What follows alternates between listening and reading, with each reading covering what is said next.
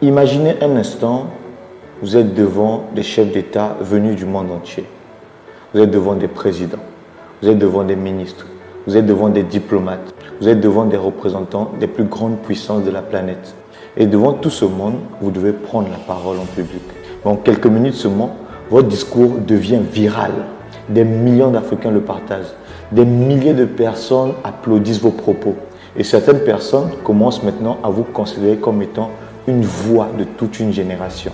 Comment un discours peut-il produire un tel impact? Quelles sont les techniques de communication qui se cachent derrière? Est-ce que c'est simplement le contenu ou il y a quelque chose derrière? Aujourd'hui, nous allons découvrir ensemble et décrypter un des discours les plus marquants de ces dernières années. Le discours du capitaine Ibrahim Traoré, président du Burkina Faso, lors du sommet Russie-Afrique.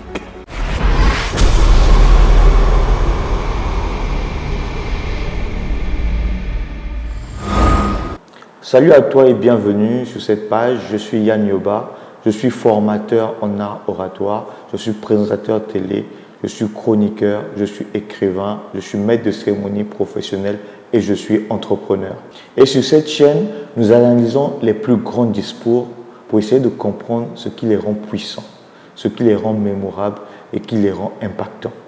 Mon objectif, je tiens à le préciser, n'est pas de parler de politique.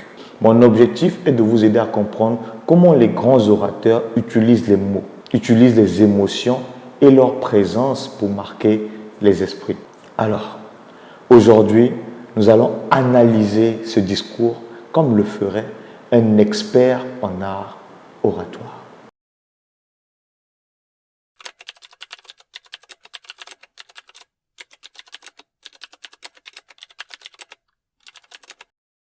Suivons ensemble ce discours. Les questions que mes générations se posent sont les suivantes, si je peux me résumer. C'est de ne pas comprendre comment l'Afrique, avec tant de richesses sur notre sol, avec une nature généreuse, de l'eau, du soleil en abondance, l'Afrique est aujourd'hui le continent le plus pauvre. L'Afrique est un continent africain. Et comment se fait-il que les chefs d'État traversent donc le monde à mendier? Voici des questions que nous nous posons et que nous n'avons pas de réponse jusque-là. Nous avons l'occasion de tisser de nouvelles relations. Et j'espère que ces relations puissent être les meilleures pour donner un meilleur avenir à nos peuples. La première chose qui nous frappe lorsqu'on écoute un discours du capitaine Ibrahim Traoré, c'est qu'il ne parle presque jamais de lui-même. Il ne cherche pas à se mettre en avant. Il ne cherche pas à construire une image personnelle. Il parle constamment de l'Afrique. Et ça, c'est l'une des plus grandes leçons d'art oratoire. En fait, les petits orateurs parlent d'eux-mêmes. Mais les grands orateurs, ils parlent d'une cause. Ma génération me charge aussi de dire que, par ce fait est-ce que vous voyez sa façon de parler? Ils sont obligés de traverser l'océan. Il ne se met pas en avant pour essayer de rallier l'Europe. Ils meurent dans l'océan. Mais que prochainement, il parle des gens de sa génération. Parce qu'ils viendront devant nos palais pour chercher leur pitance quotidienne. Vous savez, le cerveau humain est naturellement attiré vers les idées qui le dépassent. Et les gens, de manière générale, sont prêts à suivre une personne qui a une vision. Ils sont prêts à suivre une mission. Ils sont prêts à suivre un idéal.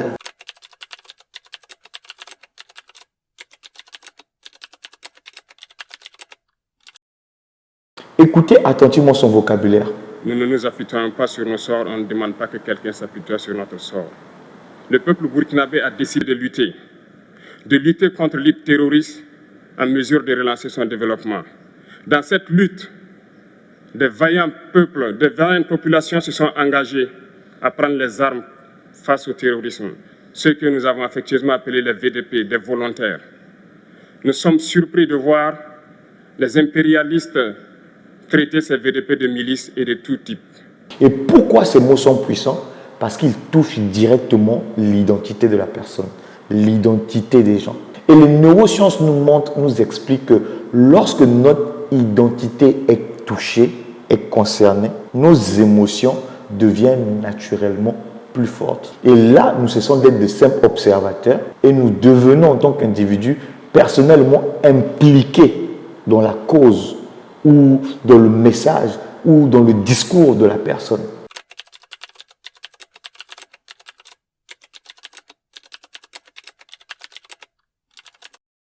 Maintenant là, voici probablement la partie la plus marquante de son discours. La partie la plus puissante, la partie la plus forte de son discours. Regardez. Ce qui est le problème, c'est de voir des chefs d'État africains qui n'apportent rien à ces peuples qui se battent. Le président Ibrahim Traoré est en train de verbaliser les frustrations que beaucoup de personnes rencontrent et ont dans leur vie. Mais qui chantent la même chose que les impérialistes en nous traitant de milices, en nous traitant donc d'hommes qui ne respectent pas les droits de l'homme. De quels droits de l'homme parle-t-on? Nous nous offusquons contre cela et c'est honteux. Il faut que nous, chefs d'État africains, nous arrêtons de nous comporter donc en marionnettes qui dansent à chaque fois que les impérialistes tirent sur les ficelles. Ce que vous devez savoir, c'est que les grands leaders ne créent pas toujours des idées nouvelles. Souvent, ils donnent juste une voix à une émotion qui est déjà présente dans la population de manière générale. Moi-même, je ressens des frissons parce que vous ne pouvez pas sentir ce qui se passe. Oh là là. Parce que quand c'est comme ça crée automatiquement une connexion avec le public, avec les gens qui l'écoutent. Et lorsque c'est comme ça, le public, quand il regarde, que ce soit à la télévision, que ce soit en live, ils ont une pensée, le public. Nous avons des idées. Et lorsqu'on écoute quelqu'un en train de parler comme ça, nous-mêmes, on se dit, mais il dit ce que je pensais déjà. Et lorsqu'un orateur provoque cette réaction dans le public, il devient crédible naturellement dans les yeux de son public.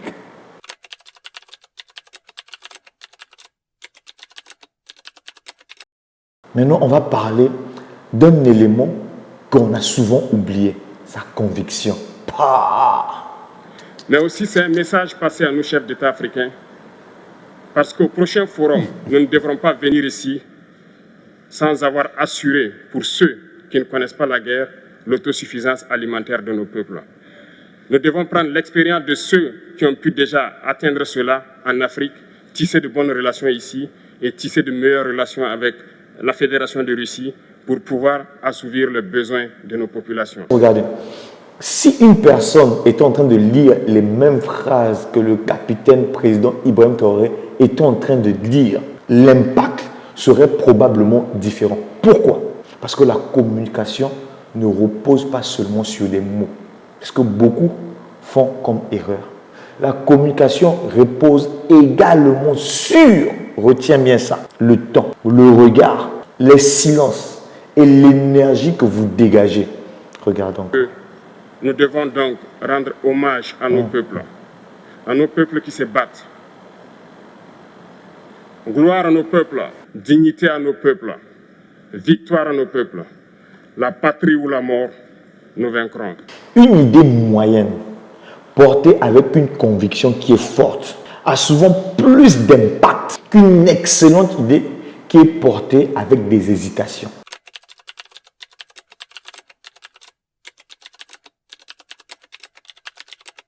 Que vous soyez entrepreneur, étudiant, leader, peu importe, voici 5 leçons que vous devez retenir.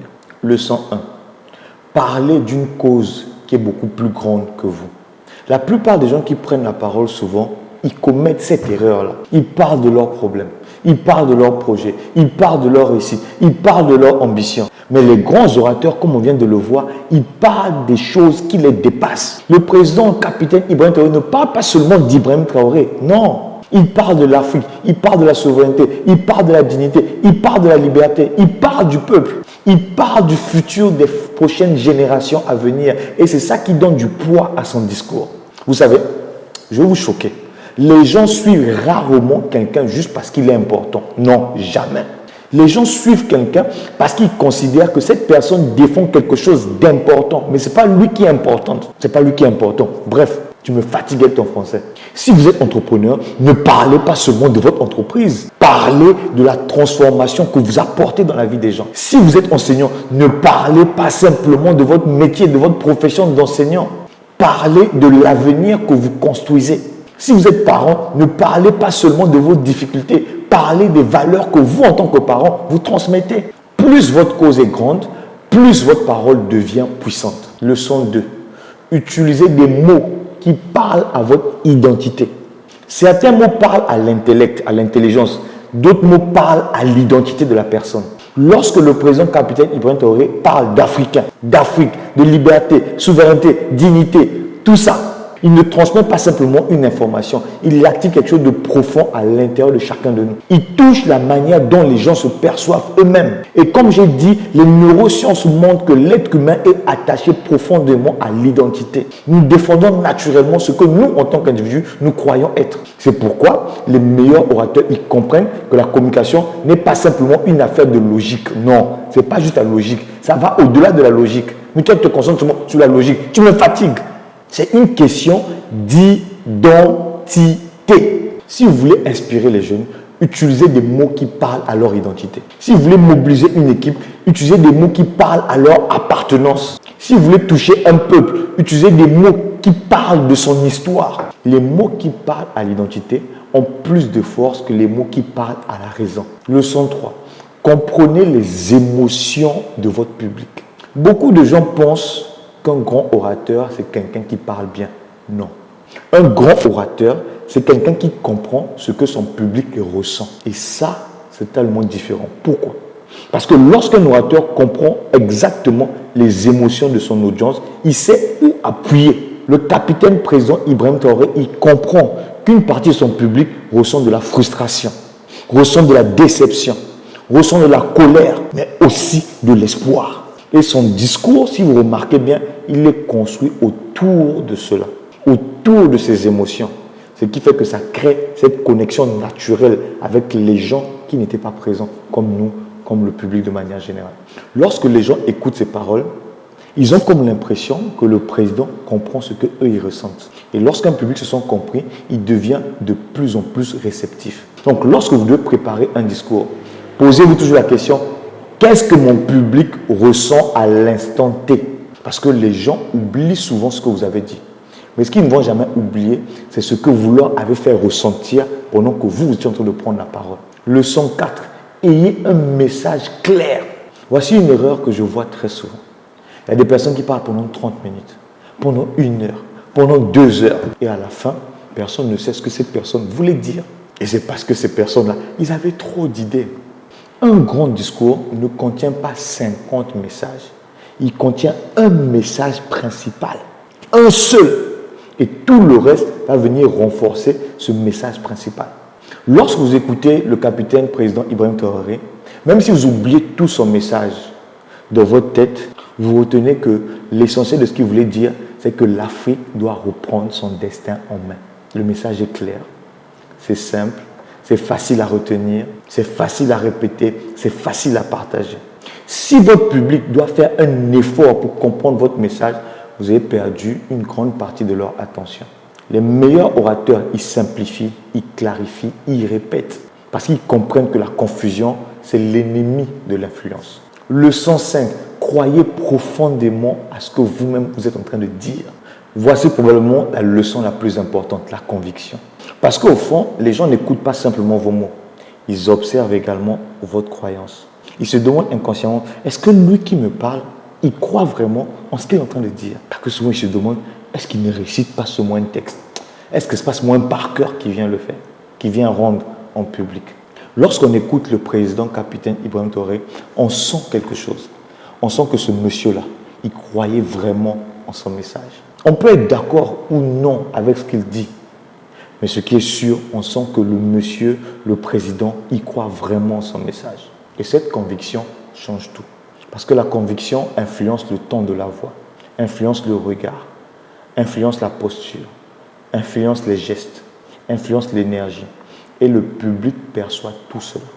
J'aime souvent dire dans mes formations qu'une idée moyenne portée avec une conviction exceptionnelle aura souvent plus d'impact qu'une idée qui est géniale, mais qui est portée sans aucune conviction. Donc, avant de chercher les mots parfaits, posez-vous la question, est-ce que je crois vraiment à ce que je suis en train de dire à l'instant T? Parce que lorsque vous êtes profondément convaincu par quelque chose, votre communication devient naturellement plus puissante. Voilà pourquoi ce discours a marqué autant de personnes. Ce n'est pas uniquement à cause des mots, Mais c'est parce qu'il a réuni les 5 ingrédients qu'on retrouve dans la plupart des grands discours qui marquent les générations, qui marquent l'histoire. Une cause, une identité, une émotion, un message clair et une conviction profonde. Et lorsque ces 5 ingrédients sont réunis, les mots cessent de devenir des mots. Ils deviennent une force qui est capable d'inspirer, de mobiliser et souvent de changer le cours de l'histoire. Vous savez, qu'on soit d'accord ou non avec les idées du président capitaine Ibrahim Traoré n'est pas l'objet de cette vidéo. Comme j'ai dit au départ, il ne s'agit pas de politique. Ce que je voulais qu'on puisse analyser, c'est la mécanique du discours en lui-même, les techniques de communication qui ont été utilisées, les principes d'influence pendant qu'on prend la parole en public, les éléments qui permettent à certains messages de traverser les frontières et de marquer des millions de personnes. Et maintenant, j'aimerais connaître votre avis. Quelle a été selon vous la partie la plus forte de ce discours? Dites-le moi en commentaire. Et si cette vidéo vous a plu, abonnez-vous à ma chaîne, partagez, mettez un cœur pour que plusieurs personnes puissent voir cette vidéo parce qu'elle peut aider plusieurs parmi nous. Partagez-la à quelqu'un qui souhaite améliorer ses prises de parole. Mais surtout, n'oubliez pas, les mots ont le pouvoir de changer une vie à condition que vous savez comment les utiliser.